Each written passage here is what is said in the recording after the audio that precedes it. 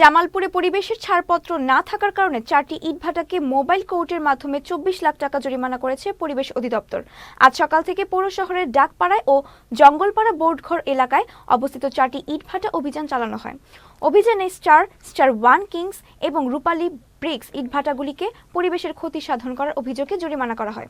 পরিবেশ অধিদপ্তরের নির্বাহী magistrate Sultana Saleha Sumi mobile court পরিচালনা করেন। এই সময় সেনাবাহিনী, পুলিশ ও ফায়ার সার্ভিসের সদস্যরা উপস্থিত ছিলেন। এই অভিযান অব্যাহত থাকবে বলে জানান পরিবেশ অধিদপ্তরের নির্বাহী ম্যাজিস্ট্রেট সুলতানা সালেহা সুমি। নিয়মিত কার্যক্রমের অংশ হিসেবে আজকে আমরা জামালপুরে সকাল থেকে অভিযান পরিচালনা করেছি।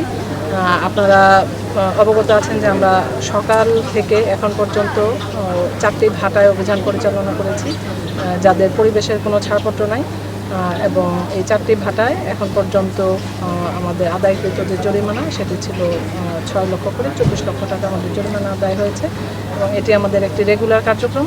এই নিয়মিত কার্যক্রমের অংশ হিসেবে আমাদের সারা বাংলাদেশে এই কার্যক্রম অব্যাহত থাকবে।